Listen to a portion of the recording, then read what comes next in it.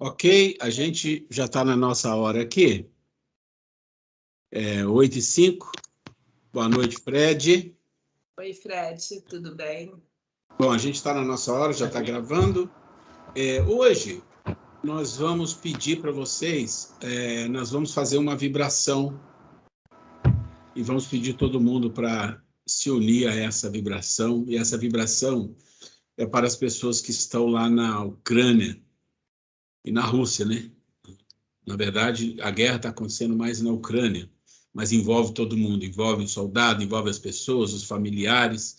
E ali na Ucrânia e Rússia sempre foi um país irmão, tem muitos parentes de um lado e de outro, então isso é uma coisa muito complicada.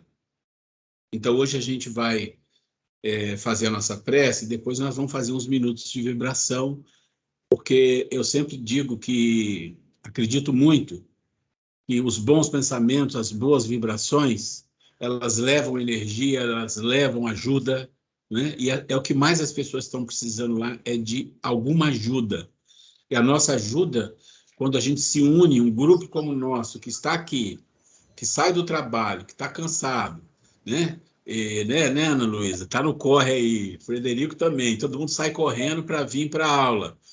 E está aqui com esse intuito de fazer algo bom para o interior, para a alma, né? Para a nossa alma, a gente tem uma capacidade de aglutinar espíritos bons, nossos protetores e outros mais em torno disso.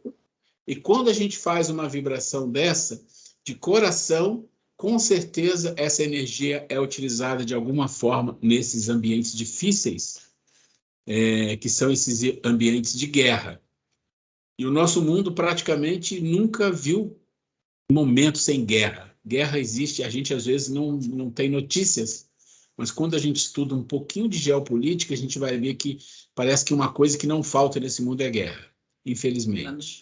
É lamentável, mas é um mundo de expiação e provas, e aí a gente precisa entender as coisas como são. A violência, o egoísmo é o que é preponderante. E nós estamos aqui com a nossa calma, com a nossa tranquilidade, com o nosso desejo, com a nossa vontade de levar um pouco de paz para aquelas pessoas que estão lá, principalmente os que estão sofrendo, que não se envolvem com a violência, mas são envolvidos recebendo a violência. Isso é muito triste, né?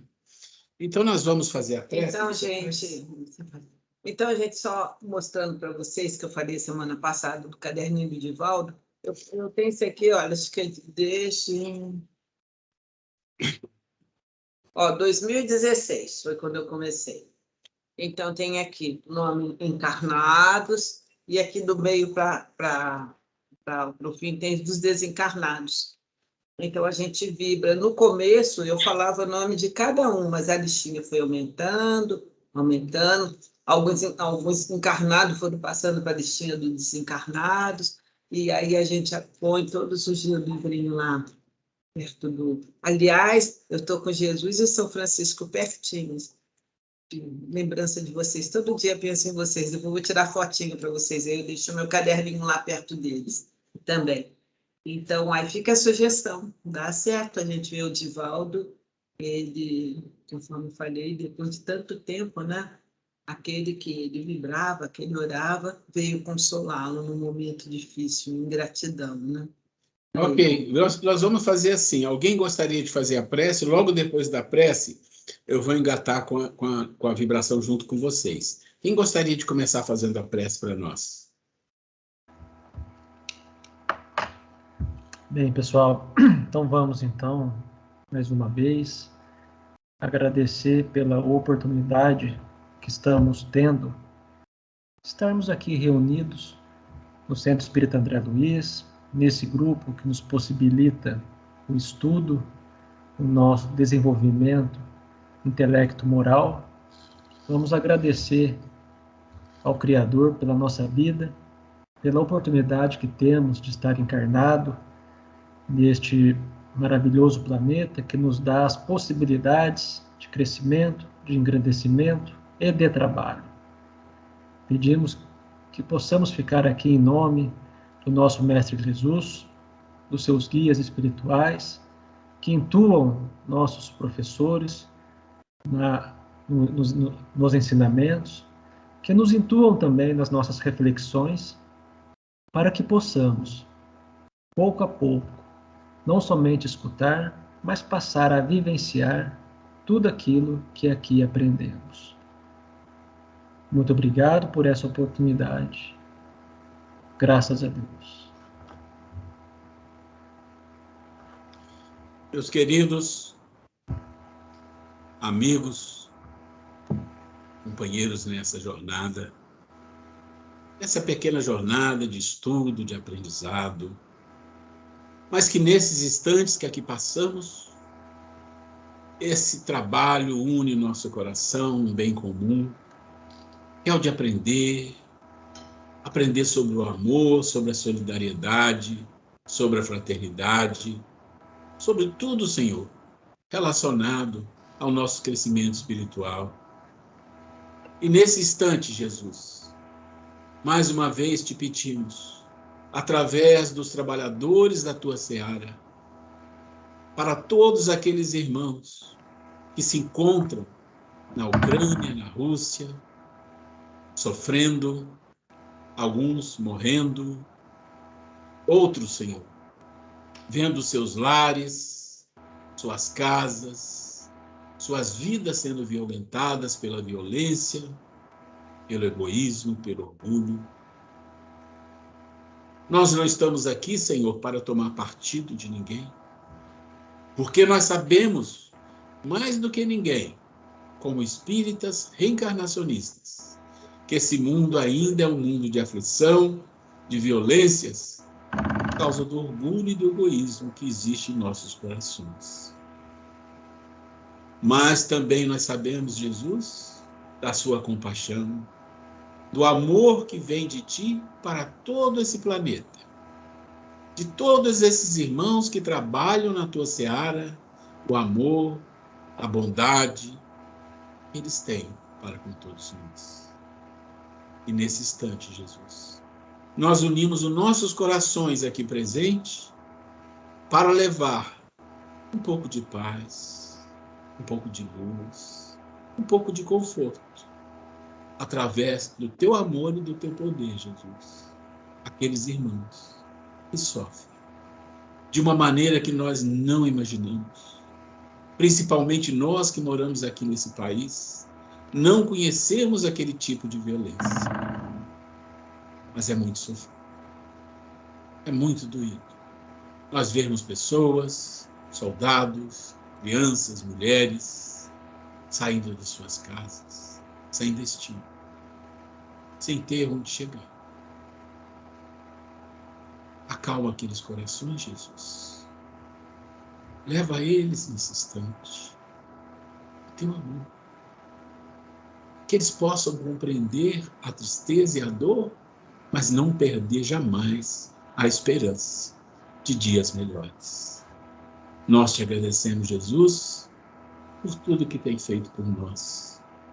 Assim seja.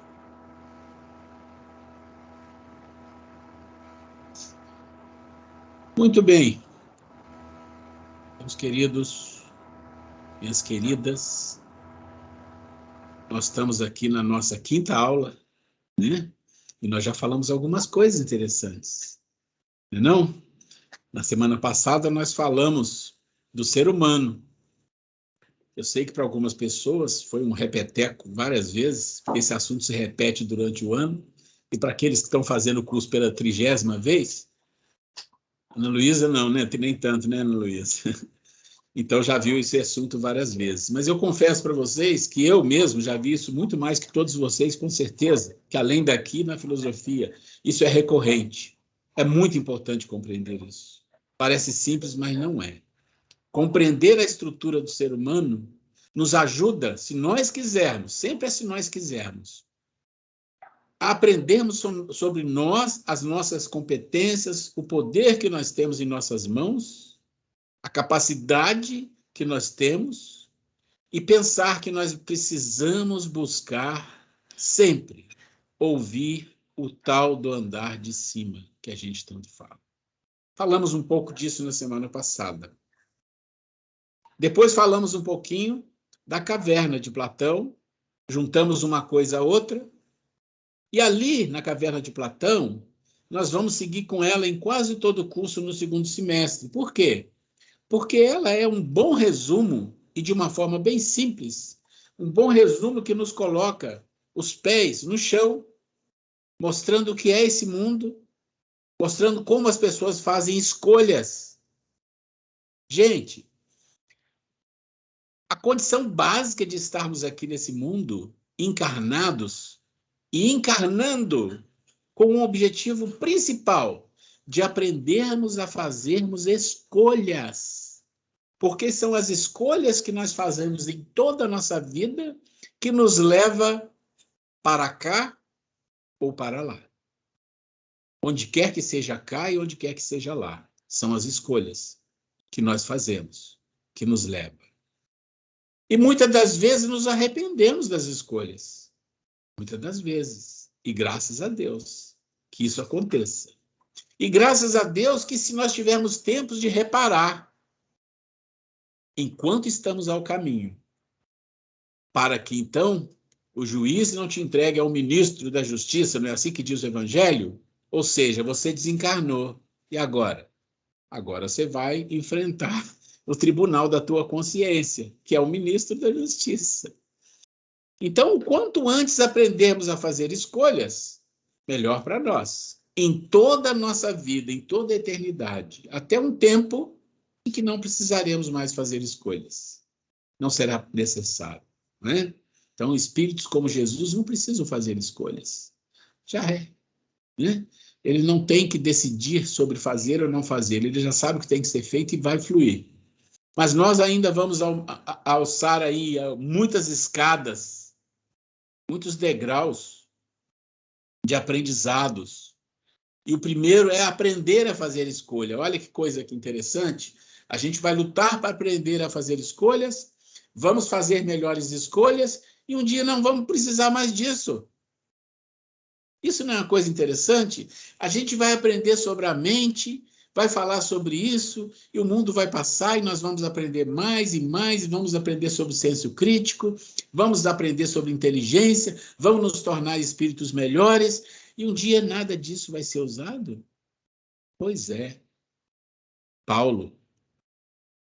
Né, Paulo? Todas as ciências passarão, todas as leis passarão, e ficará o amor.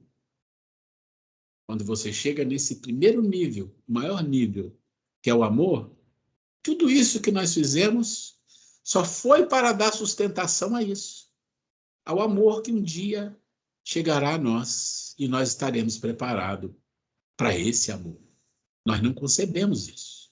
O amor para nós tem muitas vestimentas, não é? Muitas vestimentas. Mas um dia nós vamos entender o que é se sentir amado de verdade, plenamente. E só quem pode te amar plenamente é o amor de Deus. E aí você vai perceber o que é esse amor. Nós não podemos, só podemos falar dele. Mas precisamos entender que ele existe e que nós precisamos começar. E começamos a fazendo as boas escolhas. Mas para fazer boas escolhas tem coisas que tem que acontecer antes. Tudo isso nós vamos falar aqui. Quem viver, verá. Quem for perseverante vai aprender um pouco junto conosco aqui, não é? Ok. Então, nós falamos da caverna, falamos do ser humano, assuntos muito relacionados ao desenvolvimento humano. Quem veio na primeira e segunda aula do nosso curso, e quem assistiu a aula, sabe que o nosso curso é dividido em 2 tópicos, igual aos outros anos, isso não mudou. Primeiro tópico, doutrina, conhecimento da doutrina, aprofundamento no conhecimento da doutrina. Segundo tópico, desenvolvimento humano, conhecer o ser humano, como fazer para se desenvolver como um ser humano.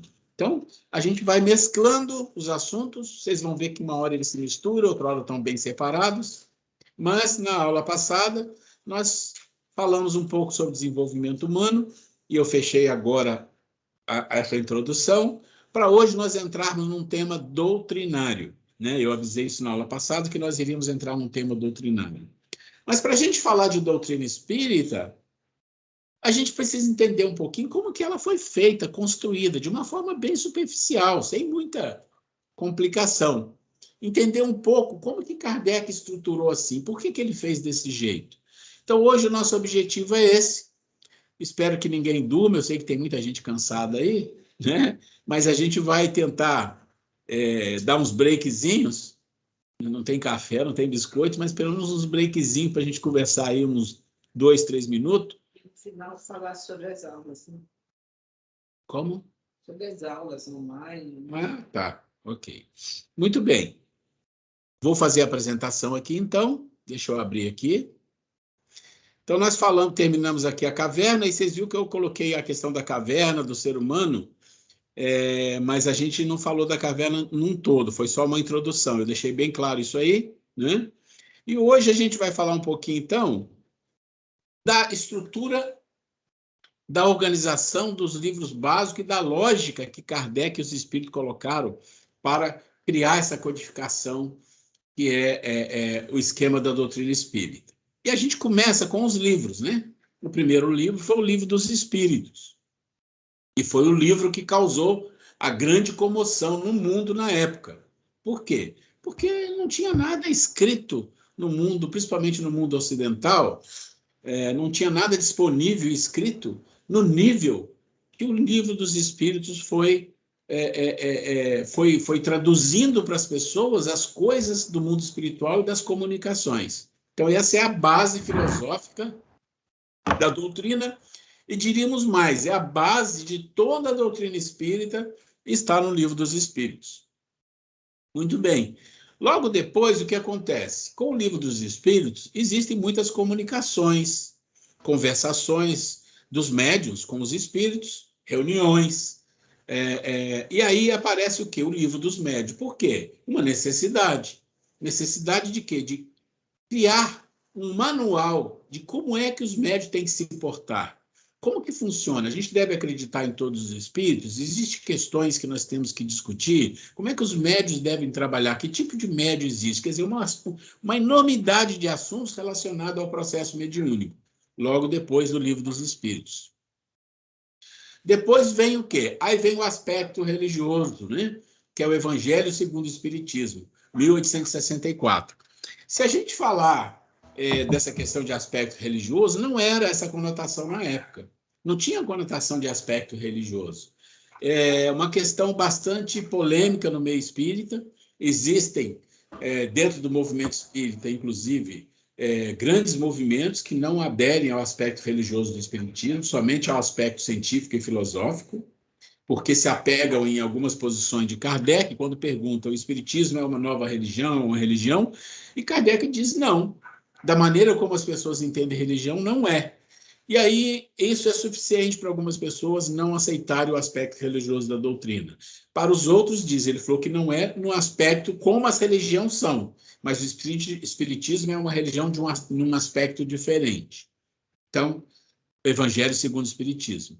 Depois veio Céu e Inferno, que nos falam várias coisas interessantes sobre comunicações. É um livro de muita comunicação com o mundo espiritual, onde espíritos nos falam de situações do plano invisível, do plano dos desencarnados. Tem ainda dentro desse lado do Céu e Inferno alguns aspectos de alguns milagres de Jesus, né, ditos milagres.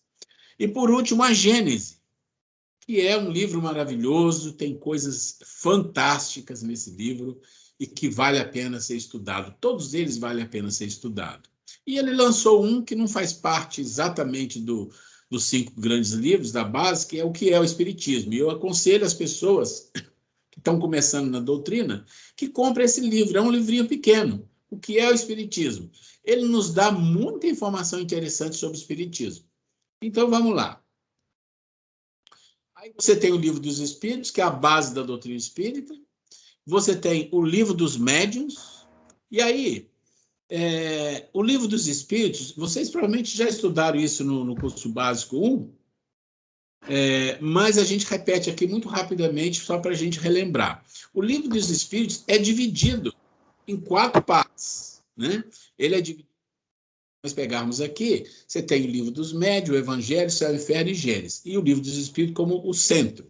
Então, ele é o centro, e a relação do livro dos médios está na segunda parte do livro dos Espíritos. Então, quando você pega o livro dos Espíritos, ele se subdivide em 4 sublivros, ou 4 livros mesmo. Então, o segundo livro do livro dos Espíritos está relacionado a quê? Ao livro dos médios, toda a comunicação com o mundo espiritual. A terceira parte, ele está relacionado ao Evangelho segundo o Espiritismo. E aqui eu vou fazer um adendo, porque na discussão com a diretoria há 3 anos atrás, a diretoria queria que a gente fizesse uma modificação no curso, onde a gente incluísse um aspecto doutrinário mais forte, mais pegado. E nós escolhemos o quê? Nós escolhemos as leis morais. Então, quando você vai no Livro dos Espíritos, o livro 3 fala sobre as leis morais. E ele também fala, nesse mesmo livro 3, um capítulo 12, que é o capítulo de desenvolvimento humano, da reforma íntima, do autoconhecimento. Então, está tudo ali. E ele está relacionado com o quê? Com o Evangelho. E uma coisa interessante que nós vamos fazer aqui, para aqueles que já estão, já sabem, quem não estão, vão saber, a gente vai estudar o Livro dos Espíritos com o Evangelho através de uma matriz que relaciona as leis do Livro dos Espíritos, questões do Livro dos Espíritos, com o Evangelho. Então, nós vamos estudar de uma forma diferente. Existem muitas maneiras de estudar o Espiritismo. Estudos sistematizados, né, de vários tipos diferentes. Algumas pessoas se debruçam sobre o Livro dos Espíritos e fazem um estudo só do Livro dos Espíritos. Outros só estudam o Evangelho, outros estudam a Gênese. É claro que o livro do Evangelho ele tem que ser estudado sempre por todo mundo. Mas existe uma coisa chamada estudo relacionado. Ou, quando você relaciona esses livros com os respectivos livros que dão os detalhes. Então, quando você pega as leis, elas se relacionam com o Evangelho. Quando você pega a parte 2, né, dos Espíritos, o livro dos médios, e assim sucessivamente. Como nós não temos tempo para estudar todos, né, e aí vamos só seguir aqui. O Céu e o Inferno é a 4ª parte, que vai falar da destinação das almas, e o último, a Gênese, que é o último, mas é a primeira parte, a Gênese, né, é a criação. Muito bem. Como a gente não consegue estudar todo o livro dos Espíritos e todas as obras relacionadas, nós escolhemos um. Qual que nós escolhemos? O Livro dos Espíritos, 3ª parte, que está relacionado ao Evangelho. Além de estudar a doutrina de uma forma diferente, que vocês vão perceber, a gente aproveita essa parte para o desenvolvimento humano, porque o Evangelho fala disso, fala de amor, fala de desenvolvimento do ser humano, da consciência, fala tudo isso. Então, esse é o aspecto da doutrina espírita. Tá bom. Mas a gente não pode esquecer uma coisa, o Kardec, antes de começar a trabalhar com o espiritismo, ele era um cientista. É um cientista, professor, poliglota, um espírito muito evoluído, com uma capacidade científica muito grande. E só entrou nesse processo de codificação depois de muita insistência de amigos cientistas que ele tinha. Inclusive, ele foi, de uma certa forma, rechaçado, né? E perdeu amigos na Academia de Ciências. Por quê? Porque eles não aceitavam aquela condição tão novidade acontecendo, aquelas coisas tão novas, através dele, que era um cientista. Mas o aspecto científico que Kardec tinha, e que ele também usou de outros da época, o ajudou enormemente a fazer uma codificação sistêmica estruturada, que às vezes as pessoas não percebem, mas acaba inconscientemente absorvendo essa estrutura. E nós vamos falar muito rapidamente disso um pouquinho, para a gente entender um pouco dessa questão. E quando vocês quiserem me interromper, lembra, eu não estou vendo vocês agora, tá? Eu estou vendo a tela do PowerPoint, então você não adianta levantar a mãozinha, você tem que falar alguma coisa. Olha, eu estou com dúvida, quero fazer uma pergunta. Então, não vamos esquecer isso. Vamos em frente. Muito bem. Kardec e a estrutura e lógica da organização dos livros básicos. Então, você encontra lá na Gênesis o caráter da revelação espírita. Como meio de elaboração, o Espiritismo procede exatamente da mesma forma que as ciências positivas. Vocês vão ver o asterisco e depois eu vou explicar. Aplicando o método experimental. Então, qual é o método experimental? Então, vamos lá, em amarelinho. Fatos novos se apresentam. Então, você é um cientista e fatos novos se apresentam. O que são fatos novos que se apresentam? Fatos que não se apresentaram em lugar nenhum. São coisas novas. Então, nós estamos falando de livro dos espíritos, estamos falando de comunicação com o mundo espiritual, fatos novos. Então, fatos novos se apresentam que não podem ser explicados pelas leis conhecidas. Olha que interessante. Olha, fatos novos chegam, doutrina espírita, espiritismo, livro dos espíritos, pergunta e resposta, tudo isso, e as leis conhecidas não explicam. As mesas girantes, como assim uma mesa falando? Isso é impossível. As leis físicas conhecidas não explicam. Então, ele os observa, compara, analisa. Então, tem que ser observado, comparado e analisado.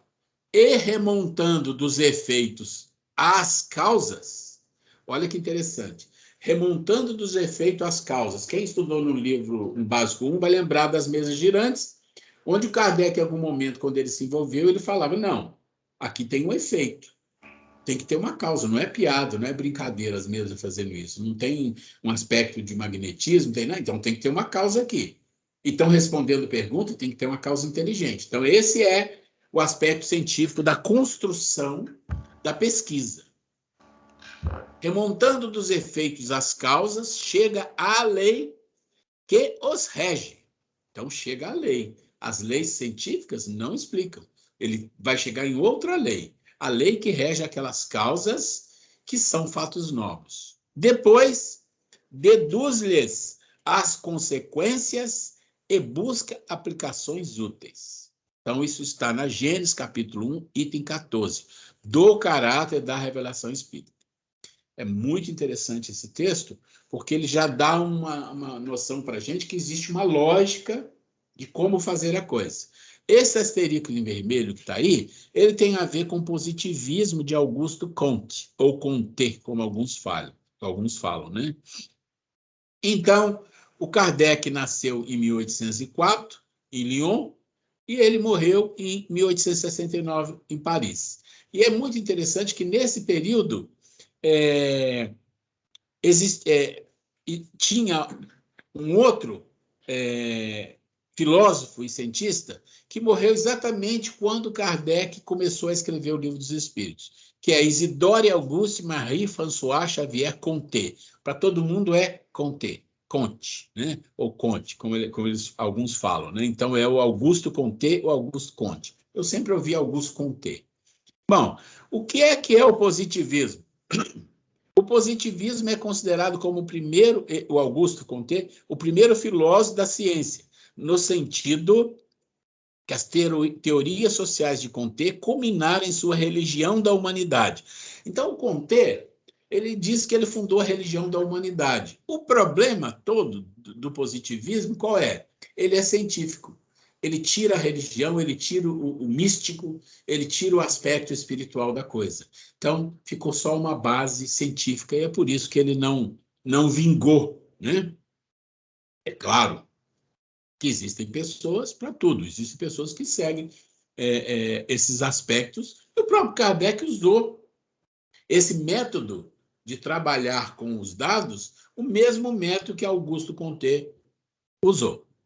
Ok? Isso aqui é só uma introdução, gente. Muito bem. Vamos em frente. Então, ele diz assim, as ciências da época seguiam um método para a validação. E esse método da validação é observação, sempre como um todo. 4 passos. Então, são 4 passos. 1, escolha do objeto de estudo. Então, você vai escolher qual é o objeto de estudo aqui. Então, Kardec tinha que escolher. Aí você fala assim, não, é a doutrina espírita. Não, não é isso. O objeto é imenso, é enorme, porque a doutrina espírita fala de Deus e da criação. A doutrina espírita fala do Evangelho de Jesus. A doutrina espírita fala do homem, fala das relações sociais, fala do mundo espiritual, fala de 1000 coisas. Então, o objeto de estudo não pode ser todo, ele tem que ser focado naquilo que é mais crítico para a própria doutrina espírita. Então, primeiro, escolha do objeto de estudo. Depois, analisar o objeto de estudo.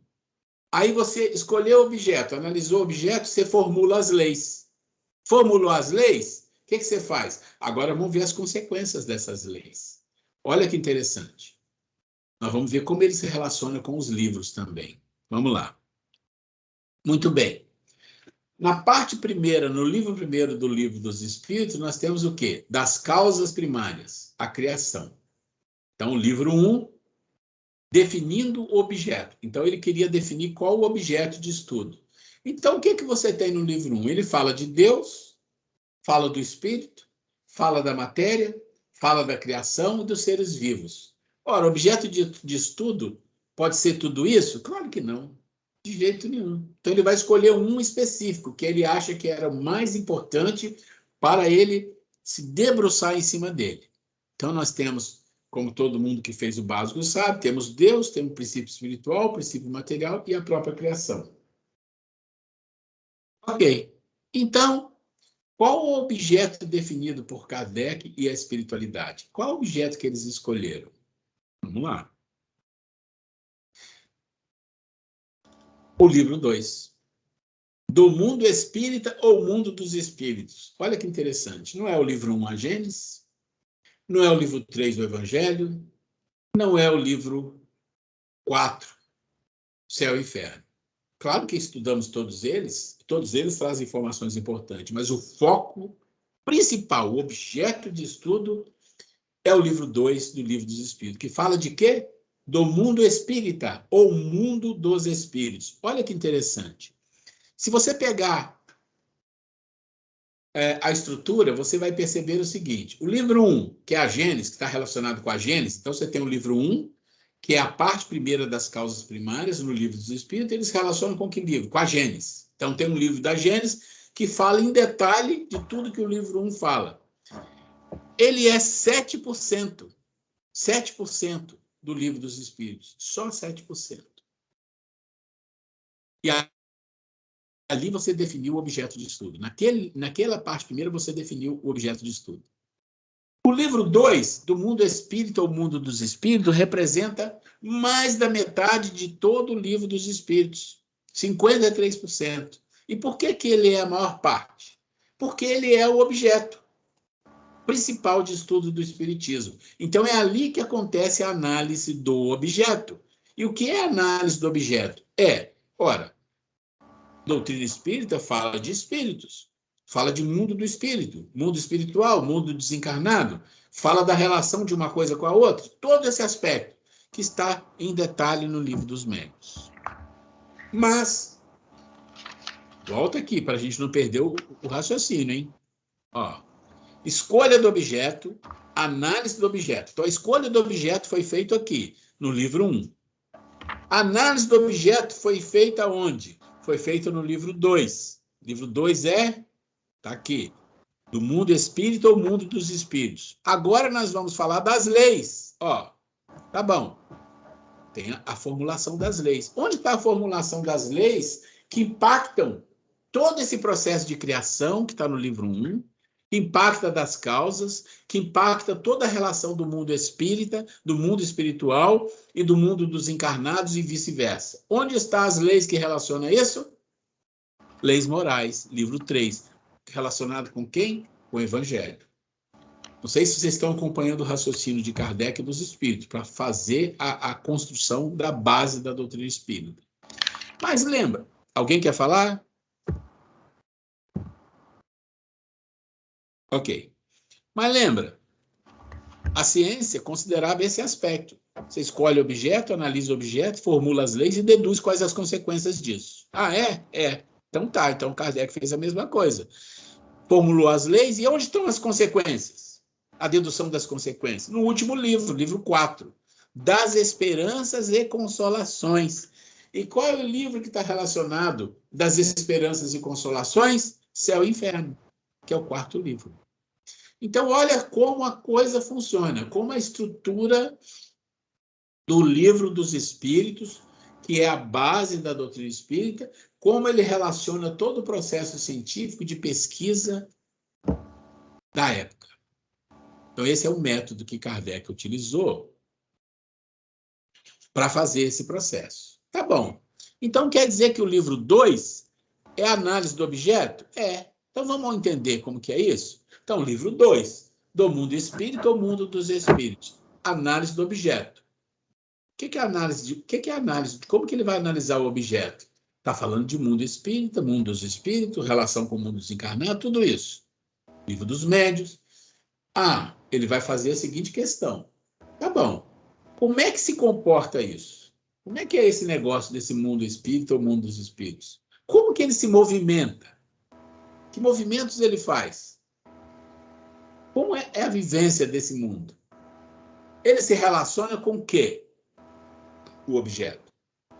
Parece simples, mas essas perguntas praticamente abordam quase todo o processo de análise do livro 2. Vamos ver o que tem no livro 2? O que a gente tem no livro 2? Que é o livro que se relaciona ao mundo espírita e que está relacionado ao livro dos médios. Vamos lá. Vamos lá. Primeiro, são os espíritos. É disso que nós estamos falando. E nós sabemos que existe um mundo espiritual e que tem um mundo material. Tudo coisa básica. Mas o que ele quer nos mostrar? Ele quer nos mostrar o seguinte, espera aí. Qual a primeira coisa que acontece?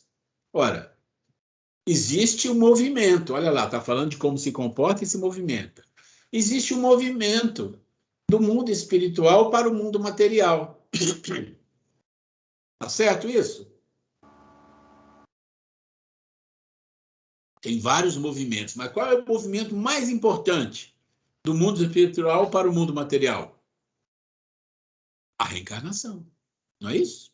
Quando reencarna, quando encarna, sai do mundo espiritual e vem para o mundo material.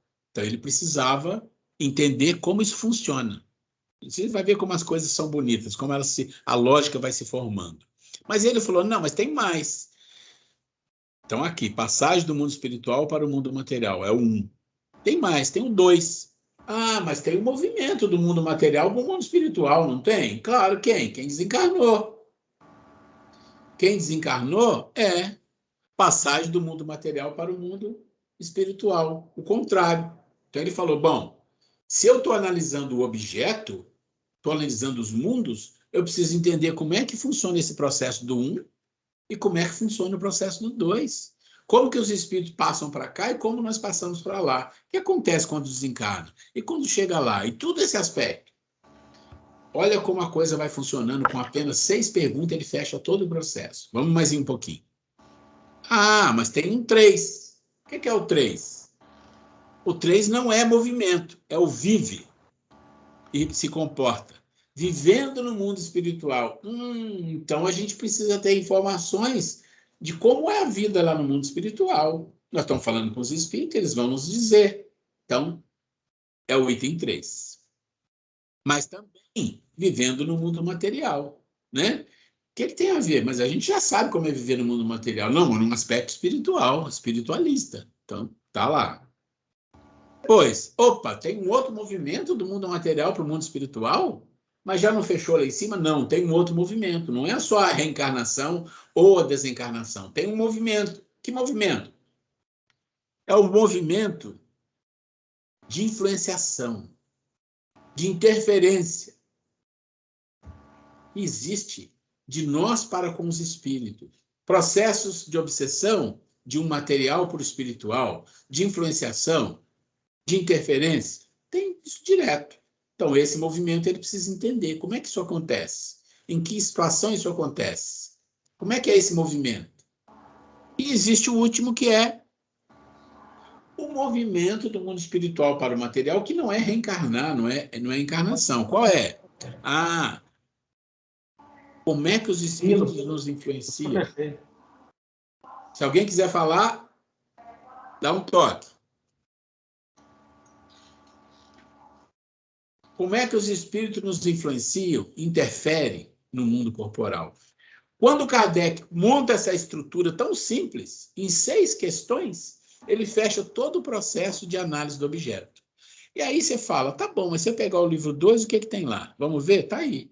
Todo o livro 2, livro 2º, Mundo Espírita ou dos Espíritos, ele representa 53% do livro dos Espíritos, da doutrina espírita. Ou seja, todos os outros 3 livros não dão ainda 50%. Ele é a maior parte, porque ele é o objeto de estudo. Então, você vai encontrar capítulo 1, dos Espíritos, capítulo 2, Encarnação dos Espíritos. É o 1. Olha lá, 1. Do mundo espiritual para o mundo material. Então, você tem Encarnação dos Espíritos, capítulo 2. Vai falar de todo o processo. Como é a encarnação, como funciona, como não funciona. Vai um monte de perguntas e respostas. Depois você tem o quê? O capítulo 3, Retorno da vida corpórea à vida espiritual. É o desencarne. Tudo que acontece no processo de desencarne. Está lá a análise. Tem outras coisas lá que eu não relacionei, porque não é tão importante, tá? Depois você tem o capítulo 6, que é Vida Espírita. Vida Espírita é o quê? É o 3. É a vida no mundo espiritual, tá lá. Ó. A vida no mundo, vivendo no mundo espiritual, 3. Tá lá, Vida Espírita. Vai falar da vida espírita. Depois nós temos Retorno à vida corporal. O que é isso aqui? É o reencarne. Tá lá. Opa, desculpa. Tá lá. Desculpa, retorno. É o mundo material, é vivendo no mundo material, é o 4. Depois você tem emancipação da alma. O que é emancipação da alma? É o 5. O que é? É quando o encarnado ele se relaciona com o espiritual durante o sono, próprio processo mediúnico, emancipação, não é o desencarne. Né? Depois o 6, intervenção dos espíritos no mundo corpóreo, que a gente já sabe. Então, está todo aqui o livro dos Espíritos, o livro 2, e ele relacionado com o processo científico, estrutural que Kardec construiu. Deixa eu ver a hora aqui para ver se a gente continua ou se a gente dá uma parada. Espera um pouquinho. Não. Se ninguém quiser perguntar nada, nós vamos seguir um pouquinho mais. Ok. Nós estamos falando do livro 2. Tá bom. E agora vamos falar um pouquinho do livro 3. Por quê? Porque o livro 3, ele vai falar das leis. Lembra que nós falamos? A análise do objeto. Está feito a análise. Como está feito a análise? Ele já escreveu vários capítulos no livro sobre a análise de tudo isso que acontece. Lá, aqui, quando vai para lá, quando vem para cá, quem influencia quem, como influencia, está tudo aí. A análise do objeto está feita. Mais da metade do livro dos Espíritos é só para isso. É da questão 76 a 613. Depois disso, o que tem? Tem as leis. Porque não é assim que funciona? Você define o objeto, analisa o objeto, vê quais são as leis que regulam aquele objeto, e depois você tem o 4. Então, vamos ficar agora no 3. O 3 são as leis que regulam o objeto. Então, formulação das leis que regem o objeto. 30% do livro dos Espíritos, questão 614 a 919. Essa parte é a parte que nós vamos estudar em detalhe. Nós vamos nos debruçar nela. A gente gasta, para fazer esse estudo, mais ou menos 2 meses a 3. Pode ser 2,5, pode ser 3, mais ou menos isso. Porque quando a gente termina de fazer esse estudo, que ele é casado o livro dos Espíritos com o Evangelho, a gente termina no capítulo 12. A gente pega o capítulo 12, que é o autoconhecimento, né? E engata já no nosso processo de conhecimento da mente, tudo isso que a gente vem falando. Então, o que o livro 3 faz? Ele começa dizendo o que é lei. Que lei? De que lei está falando? Mas não é a lei da ciência. Não é disso. Lembra daqui? Vou voltar rápido aqui. Não são as leis científicas. Fatos novos se apresentam que não podem ser explicados pelas leis conhecidas. Então, fatos novos se apresentam que as leis científicas da época, e nem de hoje, explicam. Então, que lei é essa? Então, começa aqui. Ele fala, tá bom. Então, existem leis que coordenam esse processo? Existe. Então, que lei? Quais são as leis? E como é que você valida e pratica as leis? Olha só. Então, você tem que saber o que é a lei, quais são elas e como é que você valida se elas estão ok e como é que você pratica as leis. Esse é o livro 3. E aí começa assim, né? Tá bom, o que é a lei, então? Aí é o capítulo 1 do livro 3, da lei divina ou natural, que é o primeiro item que nós vamos estudar quando a gente for estudar as leis morais. Vai falar da lei divina ou natural. E quais são as leis? Então, e as leis? Todas elas que nós vamos estudar, né? São 10. Tá tudo aí.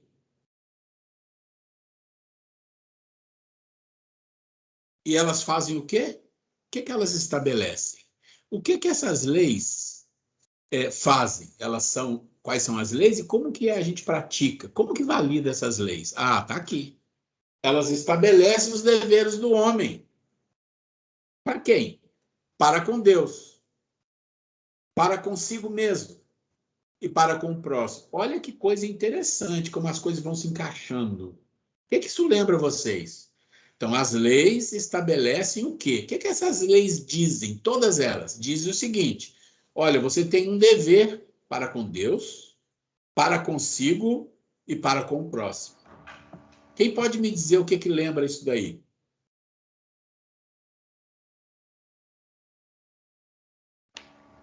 Os 2 maiores mandamentos. Oi, fala alto. Os 2 maiores mandamentos. Qual Amar é? a Deus e amar o próximo como a ti mesmo. Os 2 maiores Isso. mandamentos. Quem falou aí? A Dábila. Ô, W, é isso mesmo. Tá aí. Olha como é bonito, como as coisas vão se encaixando. Não sei se vocês estão conseguindo perceber. E quem não percebeu, veja a aula gravada. Mas você vê como as coisas vão se encaixando de uma forma linda, linda, linda, linda. Então tá aí. O livro que fala do objeto é o livro 1. O livro que fala da análise do objeto, quem que vai analisar o objeto é o 2, que está relacionado ao livro dos médios. Mas o livro que vai falar quais são as leis que regem esse movimento todo, do mundo espiritual, mundo material, todos esses movimentos, quais são as leis que regem? Está aqui, as leis morais. E o que é que essas leis morais estabelecem? Uma coisa simples.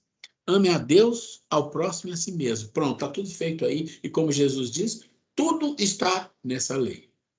Muito bem. Então, tá aí as leis morais, né? E as leis morais estão relacionadas a quê? Olha de novo. 1, 2, 3. Tá vendo esse número 1, 2, 3? Vamos voltar aqui, ó. Para com Deus é 1. 2 para consigo e 3 para com o próximo. Então, vamos lá. Lei de adoração e lei de trabalho. Está relacionado a quê? Ao dever, ao amor a Deus. Lei de reprodução, lei de conservação e lei de destruição. Está relacionado com o quê? Olha lá, para consigo mesmo. E a lei de sociedade, de progresso, de igualdade, de liberdade está relacionado com o quê? Amor ao próximo. São 9. Ah, tem 10. É porque a última, ela engloba tudo, que é lei de justiça, amor e caridade. Se tiver isso aqui, não precisa se preocupar com lei nenhuma. Então, esses são os aspectos relacionados ao livro 3 das leis morais. E, no final de tudo, o que que você tem? Lembra?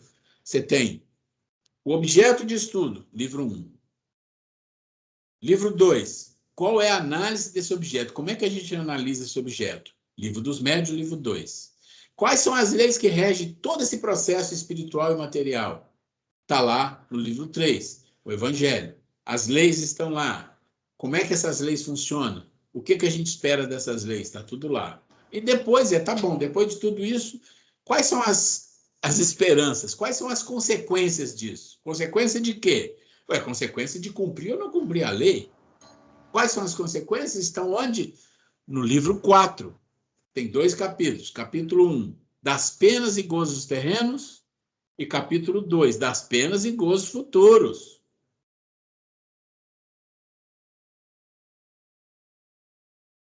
Não vou entrar aqui ainda, que chama Contradições nas Mensagens dos Espíritos. Isso é uma coisa interessante, mas eu prefiro a gente não entrar. Deixa eu ver o horário. Não vou entrar. Vou voltar aqui.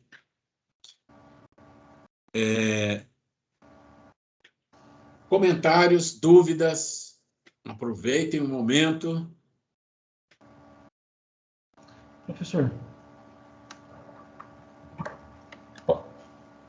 posso falar? Opa, por favor. Professor, essa questão das divisões é bem interessante. Então, tem que falar um pouquinho mais alto. Deve estar com um problema. Tá, então, essa questão das divisões é interessante, né? O senhor falou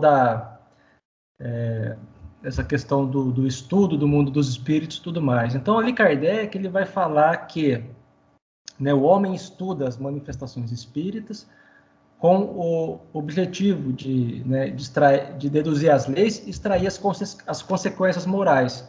Isso que o senhor falou para a gente aqui. E nessa tarefa de estudar, ele recebe, né, a ajuda da espiritualidade superior, que atua, né, mais como colaboradores do que como reveladores. Utiliza os espíritos de vários graus evolutivos. Mas essa informação ele coloca lá no capítulo 1, né, da Gênese, da natureza da revelação espírita. Então, aí eu fiquei pensando, nossa, interessante, porque no último livro, que ele cita, né, essas informações no capítulo 1. Isso que ficou minha dúvida. Desculpa. A sua dúvida é por que ele colocou aquela informação no último livro? No capítulo 1, porque quando o senhor explica essa questão das divisões, legal, fica bem didático, né? Para a gente poder compreender essa divisão dos livros. Mas lá no capítulo 1 da Gênesis, é como se ele explicasse isso, né? O porquê que tem essa divisão. Eu não sei se eu estou conseguindo expressar aqui a minha dúvida sobre o assunto. Não, tá sim. Mas veja só, a doutrina espírita, e olha que para algumas pessoas elas falam assim, não, foi muito pouco tempo para ele fazer isso. Sim. Né? Mas foram lá alguns anos. Mas a doutrina espírita não é só o livro dos espíritos, são vários. E eles não foram construídos tudo ao mesmo tempo. Então eles foram sendo construídos aos poucos. O método da construção é um método didático, estrutural, científico da época. E os espíritos apoiaram. Mas ele não se preocupou em falar nos livros que o método é esse. Entendi. Entendeu? Mas quando ele chega na Gênesis, ele coloca lá, e isso que a gente está mostrando aqui é uma tradução disso que os espíritas estudiosos traduz para nós uma maneira de compreender.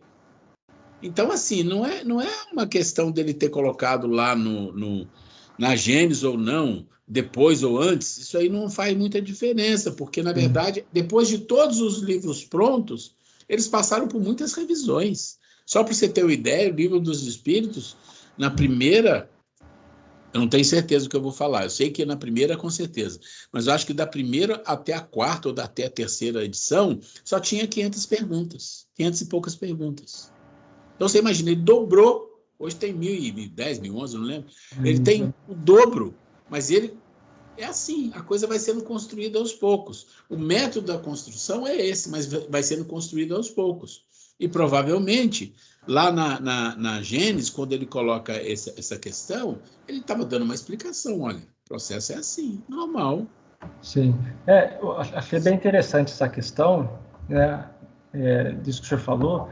Uma outra coisa também, quando o senhor mostra ali a relação entre o mundo dos encarnados e dos encarnados, né, essa relação eu achei muito interessante, e André Luiz também fala isso nas suas obras, e Kardec falou isso na codificação, que às vezes até nós, os espíritas, né, achamos que o mundo dos espíritos, dos desencarnados, é lá, mas na verdade é aqui, né, ele nos cerca, está aqui mesmo, né, só que tem essa questão das esferas espirituais, do grau de evolução, da vibração. Então, né, eu acho interessante essa questão das relações entre os encarnados com os desencarnados, que é uma relação constante, né? E a gente vê muito isso aqui, mas essa divisão, né, esse slide que o senhor colocou foi bem interessante, né, sintetizando esses diversos movimentos que acontecem independente se a gente quer ou não, né? Então, olha, essa questão de mundo espiritual e mundo dos desencarnados parece simples, é fácil de entender, mas isso gera cada problema no movimento espírita que vocês não imaginam. Vou contar aqui muito rapidamente para você uma experiência que eu tive há uns 15 anos atrás, mais ou menos 10, 15 anos, não lembro bem. Eu sempre gostei de estudar e participar de alguns fóruns. Eu participei, uma época, uns 6 meses, de um fórum espírita. Ainda existe até hoje. É um fórum onde tem várias pessoas espíritas, tem um mediador, tem vários níveis, e você entra e eles colocam um assunto e as pessoas saem dando as suas opiniões.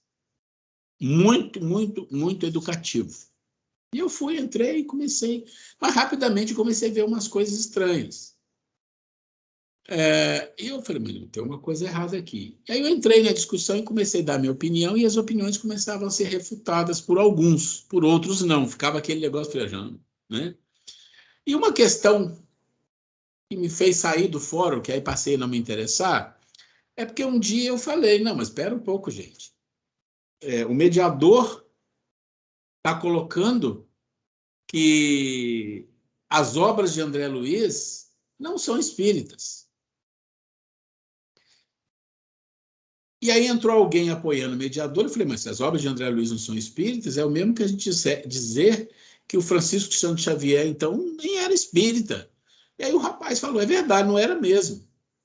Eu falei, não, peraí. E se ele estava mentindo em tudo que estava escrito ali, o Chico, então, prestou um desserviço ao espiritismo? Eu fiz a pergunta, bem direta. E sabe qual foi a resposta do rapaz? Foi. Eu falei, não entendo.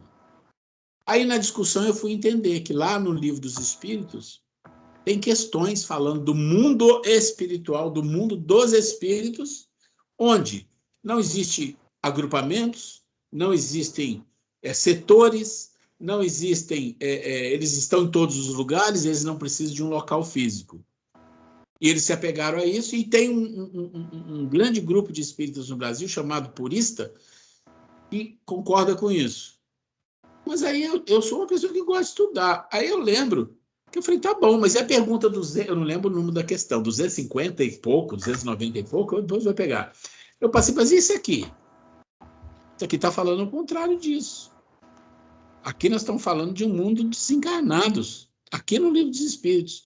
Aí eu lembro que teve um rapaz, um japonês, que falou assim, nossa, nós não tínhamos visto isso aí. Mas aí eu percebi que a coisa ficava muito no ego, né? E eu comecei a entrar no jogo, de eu querer mostrar que eu sabia mais que os outros. Aí eu desliguei o fórum, nunca mais entrei, falei, não vale a pena isso aqui, não está me acrescentando nada. Mas por que eu estou trazendo isso para vocês? Porque nós vamos entrar na aula que vem em algumas contradições que existem nas obras. E às vezes, quando eu falo isso, algumas pessoas ficam chateadas. Eu vou falar para vocês, já tive aluno que saiu do curso por causa disso. A gente tem que ter cuidado com isso. Tá? Se a gente fala assim, o espiritismo é 100% certo, não tem nada errado, vocês estão enganados. Não é. Tem equívocos, tem maneira de dizer diferente, e tem coisas que, se você não comparar aquilo com isso, com aquilo, você não entende, aí você pensa uma coisa é outra. Então, a gente tem que ter a mente aberta para aprender. Então, quando a gente resolveu levar para a diretoria, olha, ok, nós vamos estudar uma parte do Livro dos Espíritos, mas só vou estudar ela com o livro que é o detalhe dele. Como eu escolhi o livro das leis morais, nós vamos estudar junto com o Evangelho, porque uma coisa puxa a outra, porque senão não funciona. Então, eu estou colocando isso para vocês, porque vocês estão no curso básico 2. Então, para a gente saber que a gente é obrigado a estudar e a gente é responsável por dizer as coisas sobre a doutrina espírita. E tem que ter cuidado com isso, tá? É por aí mesmo, Vitor. Gente, alguém mais? Fiquem à vontade aí. Eu sei que esse assunto não é um assunto que gera muita dúvida, porque precisa parar, olhar com calma, pensar. Então, vocês fiquem tranquilos para vocês fazerem isso em casa. É um assunto mais de apresentação, né? Do que de discussão. Mas eu queria aproveitar esses momentos aqui, esses minutos, para falar de um assunto que eu mandei e-mail, mandei WhatsApp, cobrei, falei, que é a questão que a casa já começou com os trabalhos presenciais, né? O André Luiz começou com os trabalhos presenciais. Qual é a questão que tem aí? A questão é que a casa tem limite de local, tem uma limitação, né? Que limitação é essa? Olha, nós temos um grupo aqui de inscritos de mais ou menos 58 pessoas. Dessas 58, mais ou menos umas 20 são pessoas que só ficam no online ou na gravada, nem na online às vezes, só na gravada. Então, eles nunca iriam participar presencial. E desses outros 30 e poucos que tem, aí tirando eu e o Grace, uns 35, 36, existe uma flutuação. Mas a gente precisaria ter uma sala que comportasse, brincando, no mínimo 30 para fazer a aula presencial. E eu tinha falado lá no início do curso, que a ideia é que quando a gente voltasse para o presencial, que a gente teria também o presencial e online, porque eu já sabia que muita gente só pode fazer online. E eu também sei que segunda-feira não tem espaço no centro. Segunda-feira você tem a parte de cima tomada por várias atividades mediúnicas, e você tem o curso do Newton, que usa o salão, onde é feito o curso e, ao mesmo tempo, é igual a palestra, é filmado. Então, não sobra espaço. Mesmo que a gente tentasse alocar algum espaço, pesquisar como a gente fez, a gente viu que não ia ficar muito bom. Ia ser um pouco comprometedor. Daí eu fiz a pesquisa e de todos que responderam, a grande maioria respondeu, algumas pessoas me responderam hoje, eu percebi que a grande maioria é online e alguns até só gravação. Nem online consegue participar. Aí eu tive talvez umas 3 pessoas que falaram que preferia o presencial, né? Inclusive tem uma pessoa que falou, só assisto se for presencial. Mas qual a conclusão que nós chegamos? Primeiro, quando a gente começou o estudo, a gente marcou para segunda. Tranquilo. Para a gente ter um presencial, a gente teria que ter um outro dia. Não poderia ser na segunda, por várias razões que eu já coloquei. Então, a gente escolheu outro dia. Terça também não pode. Quarta eu não posso, eu tenho aula quarta. Sobraria quinta e sexta. Sexta é difícil, as pessoas viajam ao dia mais chato para fazer isso. Sobrou a quinta. Então, eu mandei na proposta assim, olha, a gente continuaria com a aula online na segunda e a presencial seria na quinta. Mas para mim fazer 2 aulas e uma presencial, eu teria que ter no mínimo, pelo menos umas 10 pessoas querendo fazer uma presencial na quinta. Daí justifica fazer a online segunda e a presencial na quinta. Mas não tem. Porque tem 3, 4 pessoas. Então, qual a conclusão que nós chegamos? Nós vamos continuar com a aula online. Tá? Tem limites na casa e a gente achou melhor fazer esse processo de pesquisa com vocês, né? Que a gente pode falar, nossa aula vai começar online, quinta e acabou. Não, eu acho que não é por aí. A gente estabeleceu um objetivo lá no início de que a gente continuaria com a aula online, porque eu vi que quando as pessoas foram se cadastrando no início, muitas pessoas foram dizendo, olha, eu só posso ver aula gravada, nem online eu posso. E nas respostas que eu recebi nesses dias, a maioria falou, olha, eu só posso ver a gravação. Mas uma grande maioria falou, não, eu só posso fazer online. Presencial foi muito poucas pessoas.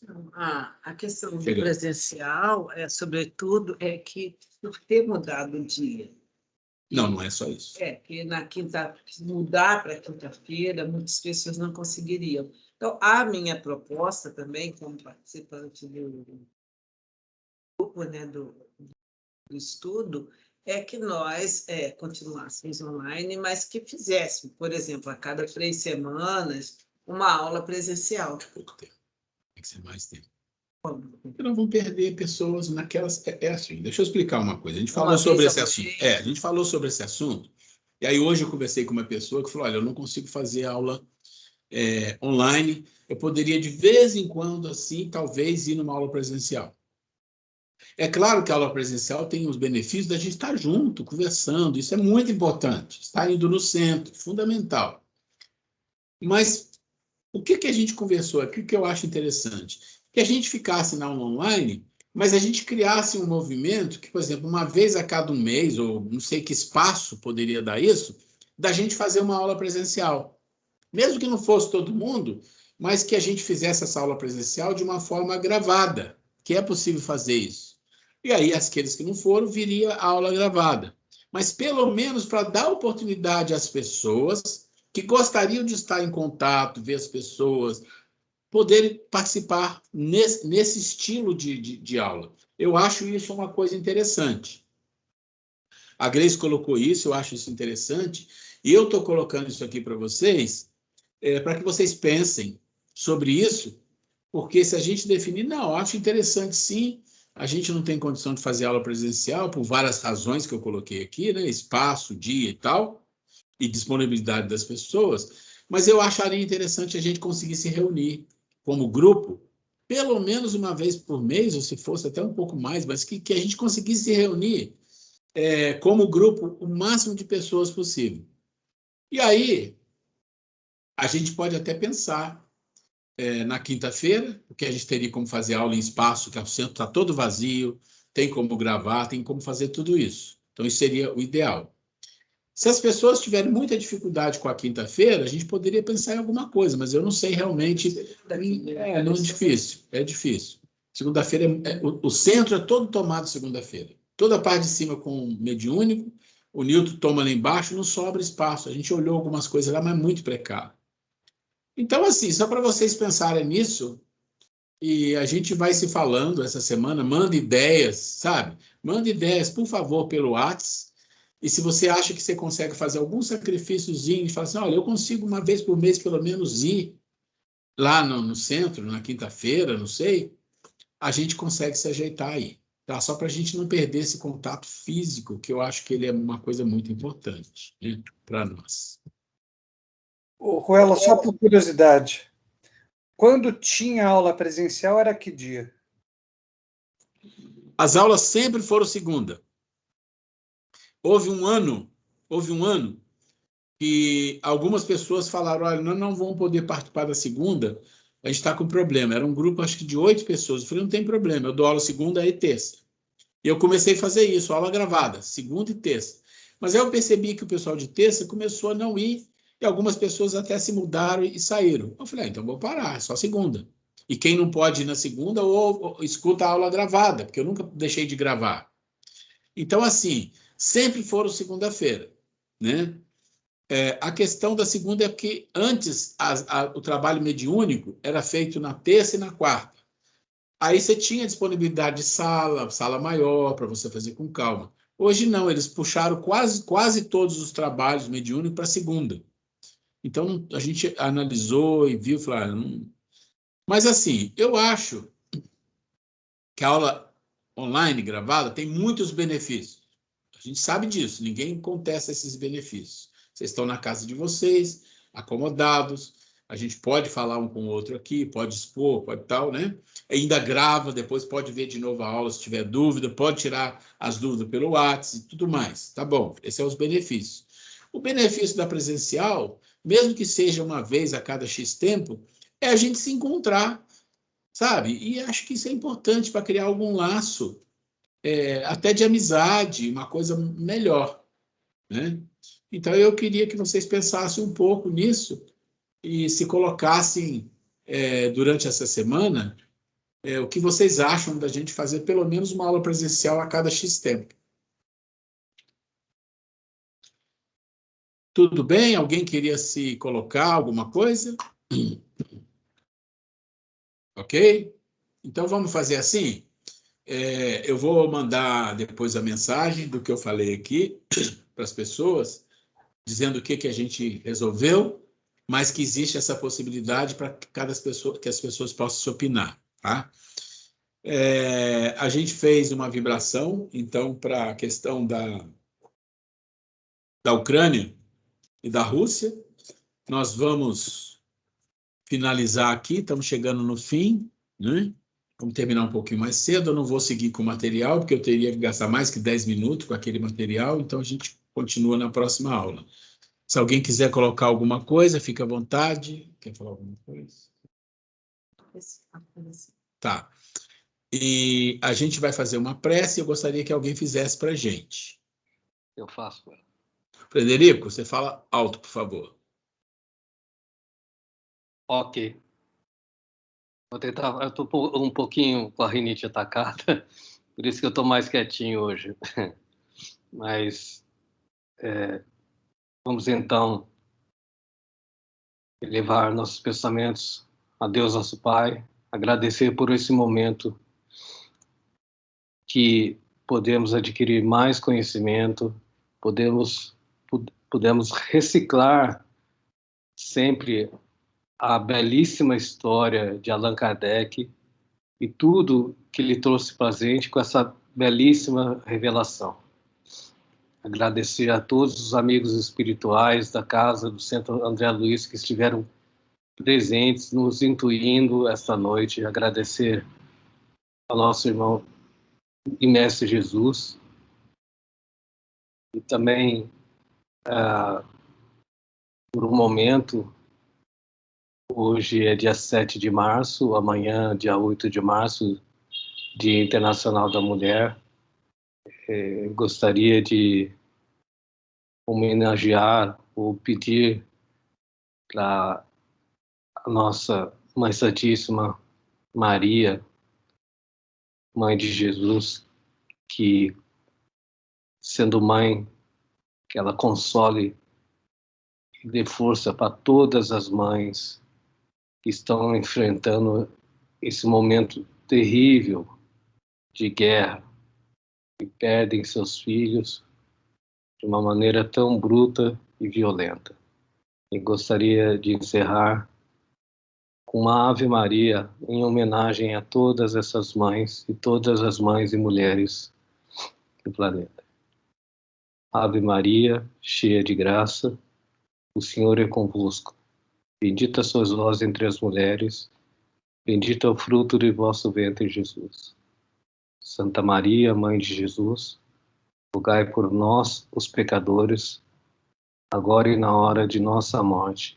Amém. Que assim seja. Obrigado, querido Fred. Obrigado a todos vocês. Lembrança, né? Homenagem. Ana Cláudia, estou vendo você aqui. Homenagem à nossa Mãe Santíssima, a todas as mulheres, sabendo que, sobretudo, as refugiadas, né, que tanta polêmica aconteceu nesses últimos dias, né, sobre a questão da fragilidade, da vulnerabilidade, sobretudo de mulheres e crianças, esse período de guerra, né? É muito bem lembrado, Fred. Vamos dar a nossa Mãe Santíssima que proteja e dê força para todas as mulheres. É isso aí. Né? E também, né, agradecendo também pela notícia que a amiga do grupo que nos deu, que a ala do Covid está fechada em Taubaté, né? Maravilha. Amanda, foi né? Amanda? Acho que foi a Amanda. Mandou aquela enfermeira e que mandou a boa notícia. Graças a Deus. Né? Alguém levantou a mãozinha aqui. Ó, tem alguém que levantou a mãozinha e pode falar.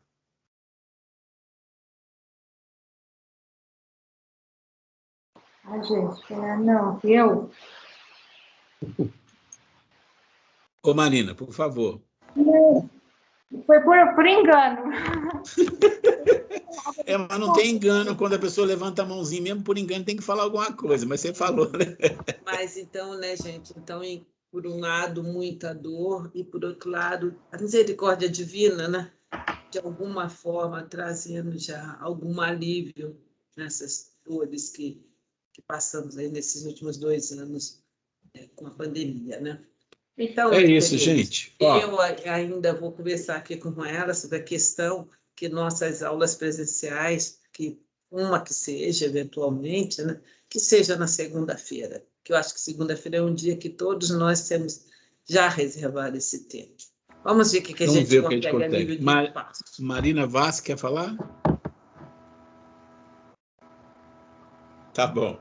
Gente, fica com Deus. Beijo a todos, boa semana. Beijo no coração, viu? Com Deus. Deus abençoe vocês. Tenham uma semana maravilhosa, viu? É isso aí, gente. Boa noite. Feliz Dia das Mulheres. É isso aí, é isso mesmo. Deixa eu parar a gravação Boa aqui. Noite. Boa noite. Boa noite a todos, Boa gente. noite, boa noite. Vou parar a gravação.